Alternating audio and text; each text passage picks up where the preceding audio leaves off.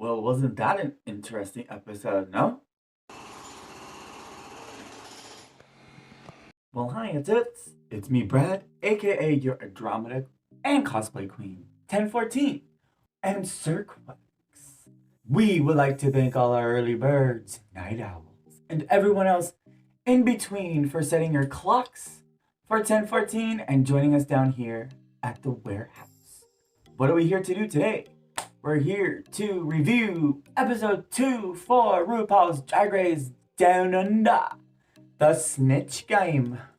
I've decided that I'm gonna try and not sound so robotic when I talk. Because I was watching through a few videos of mine and I kind of sound a little robotic. So let's try not to sound robotic. Alright, so for episode 2 for the Snatch Game, it's after elimination and the queens come into the room and JoJo Zaho left a message on the mirror. A big one, actually. And they have a cute little moment. Even though she was sad to go, her message sounded a little positive, and that's what a good sport is all about. And I'm gonna miss JoJo Zaho from what I've seen. I was interested in what else she has to bring, so hopefully she'll be on an All-Stars. So after Elektra goes ahead and wipes off the message, a couple of them, I believe it was Karen, who was all like, oh, well, that was intense. Even though she won last week's challenge, she was like, wow, that was pretty intense. What an intense thing now that we're actually here. I was like, girl, you were the winner of last week's episode. So why are you like even trying to be like sounding like that? I don't know. So then the next day, up in the workroom, they come in and they are congratulating Karen for her win, talking about JoJo's elimination and all that good stuff. Art Simone seems a little pressed, a little cross that Karen from Finance won, because in her confessional, she seemed really cross, actually. I was like, girl, calm down. It's fine, you're gonna be okay. So while they're waiting for Mr. RuPaul to enter the workroom, we get a video message from Miss Kylie Minogue herself. I think this was pre-recorded though. The queens were like super losing their freaking shit. They're like, oh! That's like their Britney Spears, you know? Like, hello. So they were gagged, and she has a little cryptic message that Rue usually has in her Rue mail, or she mail. And she is pretty much encrypting that it's the Snatch Game, also using a bunch of her song titles, lyrics to tie in with the hints, and because she's Kylie Minogue, so she has to. Then we get good day, Mr. RuPaul Charles walking up in that workroom, and he is there to tell the queens what?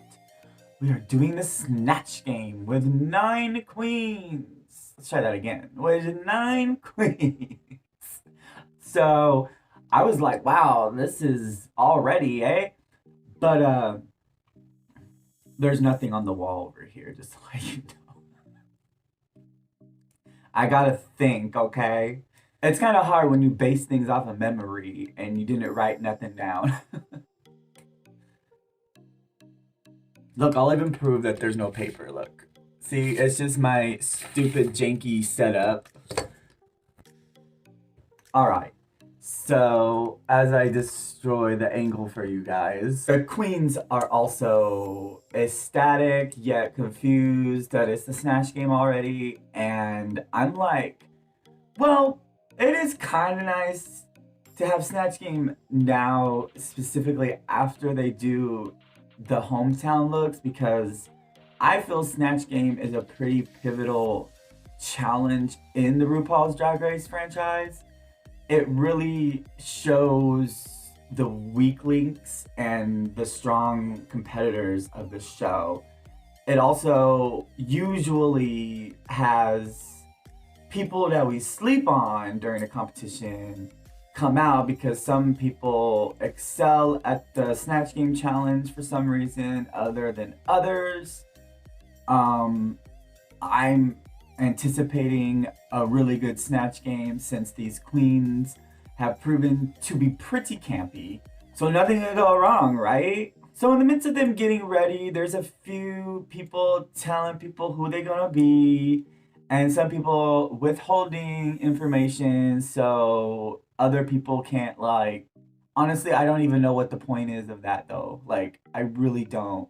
Like withholding your character, especially since it kind of seemed already that the whole Bindi thing and everybody else already kind of said who they were doing.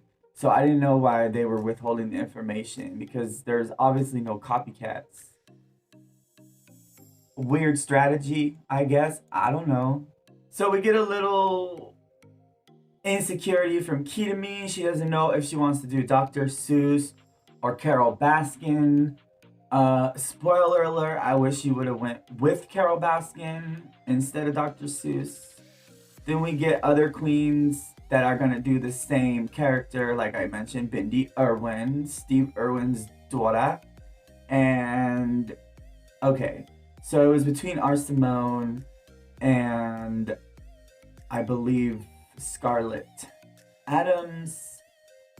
Scarlett was the bigger person and gave Art Simone Bindi because Art Simone was not backing down from being Bindi, and Scarlett had already like 3 other characters to do. I think Art kind of shot herself out of the foot because she didn't prepare for anything else. In the midst of them getting ready, RuPaul Charles walks into the workroom giving the workroom advice. Each queen comes up, says who they're gonna do in the Snatch Game, gives a little example, or just kikis with RuPaul. Like a lot of the girls were pretty nervous and anxious after Art Simone's little run through with RuPaul because I'm not sure if they could hear the full conversation, but RuPaul was laughing hysterically at Art Simone, not Art Simone as Bindi, because I didn't really see Art Simone give Bindi to her during the walkthrough. So that's why the other queens were like, oh crap. And yeah, that was pretty much it. Shall we just get right into the Snatch Game? Alright, so season 1 for Down Under Snatch Game. We have Michelle Visage and Reese Matthews as the contestants on the Snatch Game. RuPaul then announces the other contestants, the celebrity contestants. And she introduces Karen from Finance as Dolly Parton. We have Art Simone as Bindi Irwin. Then Coco Jumbo was playing Lizzo, but she looked like Sailor Moon. Anita Wiglet was Queen Elizabeth II, the current reigning Queen of England. And then we have Scarlett Adams as Jennifer Coolidge, Electra Shock as Catherine O'Hara. Now, before I actually watched the Snatch Game, I paused it because I had to like go fill up my water or something like that. And when I paused it, it was paused right at the part where like you could see the whole panel of the queens, and I saw the names before they even started, and I was like, oh my gosh, Jennifer Coolidge, Catherine O'Hara, and Dolly Parton. I'm like, dude, this is gonna be a pretty good Snatch Game. It wasn't. And then we had Maxie Shields as Madge. I cannot pronounce that last name. I've tried prior to filming, and I'm really sorry to the actress. You're a fabulous actress, but I cannot pronounce your last name, and I don't want to disrespect you by saying it so wrong. Then we had etc. as Lindy Chamberlain. If y'all are not familiar with that, she is a woman who was accused of killing her own baby, her own child. because no one believed that a dingo, which is pretty much a wild dog, Australian terms, and it turned out that her kid was really eaten by a dingo and she got really bad press and all that stuff. I knew that before like they even said anything because I actually remember when that happened and watching it on the news and everything. Like it was big out here in the US too when that happened, and all over the newspapers and everything. And then we had Kita Mean as Dr. Seuss. Alright, I'm not gonna go over the full thing. I'm just gonna kind of like give my opinions on all the characters. Dolly was fine. Yes, she could have been a little bit more, but I think she did an okay job compared to the rest of everybody. And before we get into everybody else, I thought this Snatch game was pretty bad. There was a lot of time because I think they're like, oh, we have 9 queens, so we gotta like extend the time to give them more time so the audience can judge or whatever it is. And honestly, it was just kind of like a snooze fest because so many of these girls were just like, and like I said, they're so campy that I thought they were gonna do very well. So, like I said, in comparison, I didn't think Dolly did a bad job. Yes, she could have brought more though.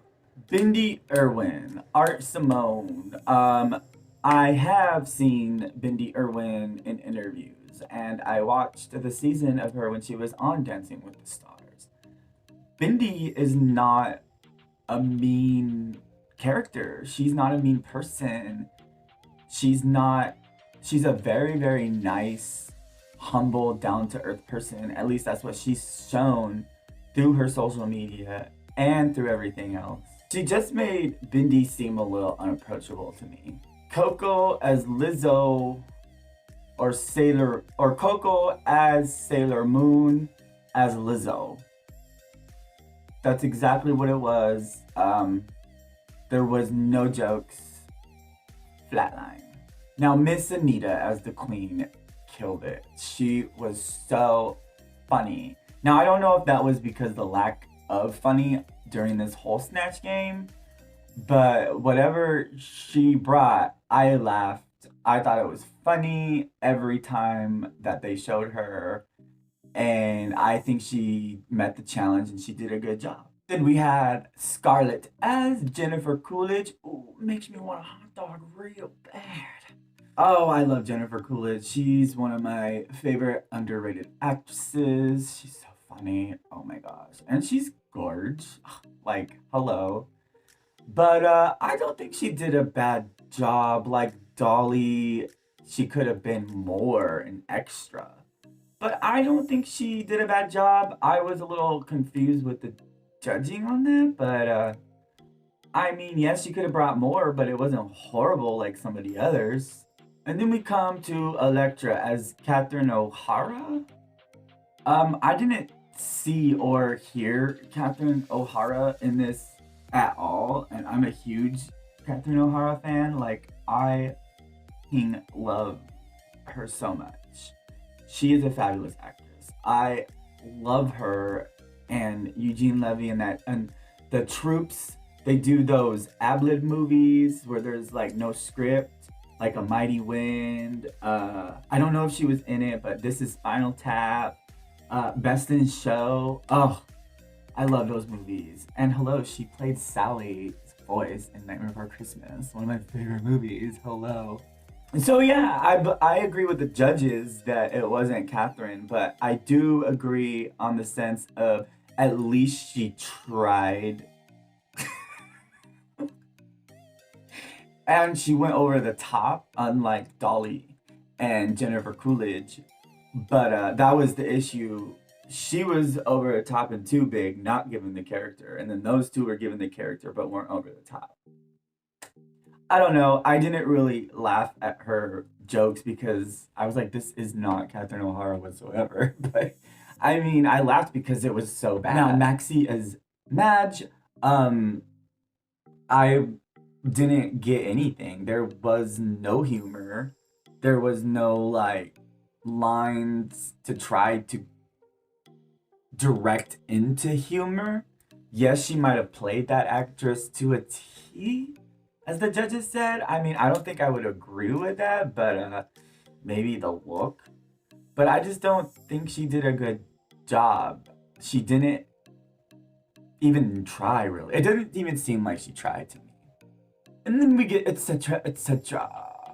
Oh, I want to point out that I was loving her Trans Life Matters shirt that she was wearing when they introduced that they were doing the Snatch game. Yes, girl.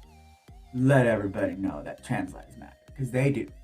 So, etc., as Lindy Chamberlain, yes, it could be offensive. However, I feel like it's been enough time where you can make it funny. Like in South Park when they say it's like 22.5 years or 25.2 years where something's funny if it's like a serious tragedy back in the day. I mean, we're making fun of the Ramseys still with John Bonet Ramsey, and I don't see anybody like throwing a fit over that. So, with that said, I don't think she did a bad job. She made the character funny. To me, she made the character funny. And that's what it calls for to Snatch Game. That's, I believe she met the challenge. Yes, she could have gone with maybe a different character, not so offensive, I guess you can say, but I had fun with it.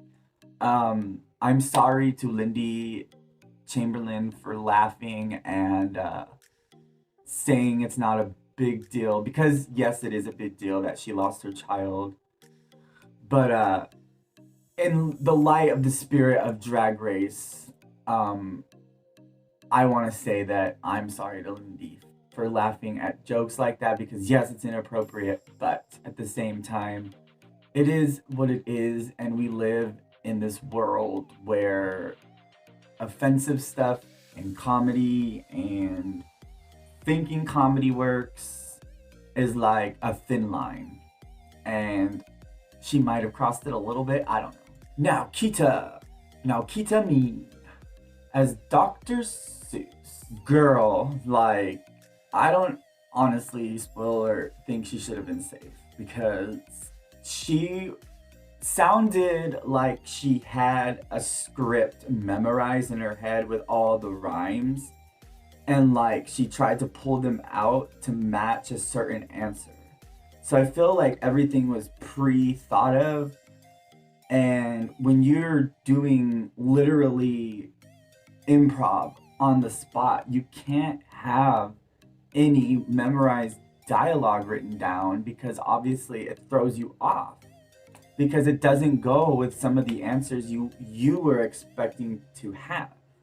She didn't make it funny or reference anything to make Dr. Seuss funny, and I just didn't really care for it. All right, so the winner of the Snatch game, we've come to find out, was JoJo Zaho. I thought that was really funny because RuPaul says she is the winner for not having to be here and endure all of this. So we get back into the workroom to get ready for the runway. And we come to find out the discussion this week is parents and how supportive they are or are not. Now we get a little moment with Anita that her dad left when she was a little kid, and she said that her dad wanted her to be whatever, just not gay. And lo and behold, he is gay. He sent an email apparently to his dad, I believe, coming out, but I didn't really catch the rest of the story. Honestly, because I'm gonna be honest, I was brushing my teeth at this point because I just had some ice cream. So I was like, oh, I gotta brush my teeth. So I was like haphazardly listening. But other than that, a lot of people seemed like their parents were supportive. If anybody wasn't, I missed it and I'm sorry. I'll come back to it, I think, because we're getting to the runway and I will be doing the looks in another video, because this video has gone on longer than I had anticipated. we get Miss Rupal coming out in a cutesy little dress. I liked it. She looked fab. Introduces the judges, Reese Matthews, Michelle Visage, also both looking pretty nice. Now RuPaul sits down. I'm so used to saying Ross Matthews. Sorry, Reese. Reese Matthews. Down, and she gives us the runway category for this week. Seasickening. Alright, so we get to the critiques. And she calls forth Anita Wiglet. And she said, hands down, you are the winner of the Snatch Game. And I was shocked she didn't call anybody forward for the tops or bottoms. Just Anita to tell her that she hands down won the Snatch Game. So congratulations. I enjoyed her performance. And then she calls, etc., etc. and ketamine. And they are safe. So they go back to untuck in the room, and RuPaul says to the rest of the queens, you are all in the bottom. Now that had me gagged. I was like, who the else is in the top if Anita just won? So, I'm not really surprised. Oh yeah, in the workroom when they were getting ready for the runway, they were all like, oh, this was the best Snatch Game, hands down, in the history of RuPaul's Drag Race. And then we get back to the thing. Nope, it sure was not the best Snatch Game in the world. And Ru just cleared that smoke screen for y'all. So they go through and they say pretty much what I just said in their acts on the Snatch Game. I was honestly a little surprised by the bottom. I didn't think Art was going to be in the bottom two. I thought it was going to be Maxi and Coco. But for some reason, they just did not like Bindi. And the rest were safe. So they all have to go back and untuck while the judges deliberate. And they go back. Everybody that's already safe is all like, oh my gosh, how did it go? How did it go? All exciting. And they're like, we're on the bottom, pretty much. Hate to kill your mood, but we're on the bottom. And they're surprised because some of the ones that are safe are like, but that was a good Snatch Game. Y'all need to have the smoke screen cleared. I'm sure they're going to think differently once they watch it back. So that was pretty much untucked, other than Danny Minogue making an appearance, which I don't think was pre-recorded because it looks like she was actually talking back and forth to the queens, and she even said that she couldn't keep her eyes off of the queens, and they were living that Danny Minogue was up on there, and they asked her personal questions about like, if I fall, how do I get back up in layman's terms, and she just gave her advice on what she has done personally when she has taken up London. Other than that, not much to talk about on Untucked. Then we get back to the stage, and Coco, Maxi, and Art are in the bottom three. And she calls Maxi safe. I thought she was going to be in the bottom again. And then we get to the lip sync for your life, which is I'm That Bitch by RuPaul. Another male song so far. Am I seeing possibly a trend here? So they do the lip sync. I'm gonna be completely honest, I thought it was a double sachet because I did not care for any of their performances. Art was doing the desperate lip sync, I need to stay, so I'm gonna show how desperate I am. Coco, to me, it was just a very lackluster lip sync to me, and I thought it was boring. I'm really sorry to Art and Coco, but it's true. Hopefully those queens agree with me once they watch it back.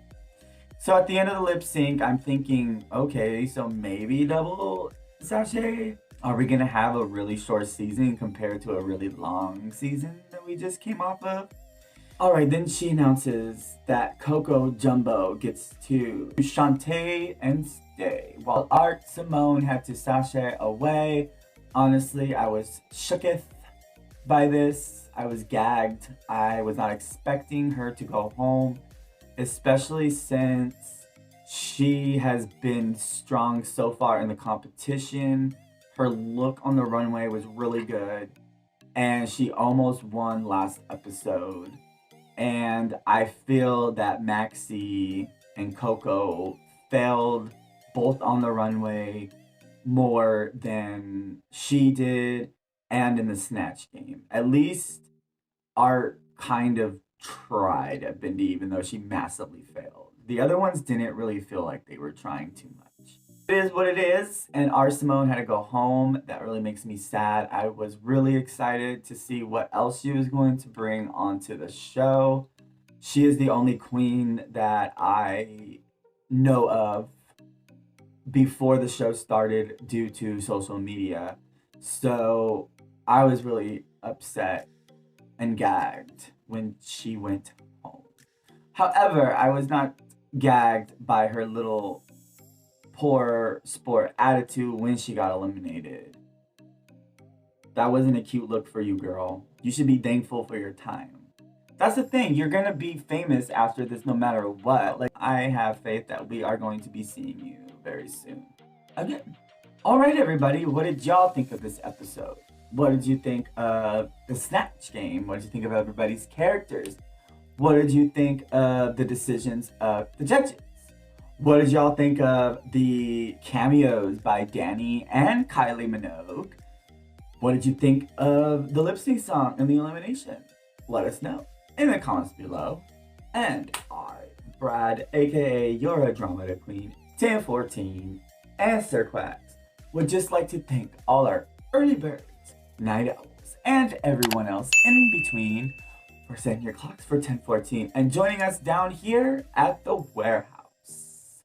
Until next video, which will be the fashions of episode 2 of Sea Sickening. Toodles!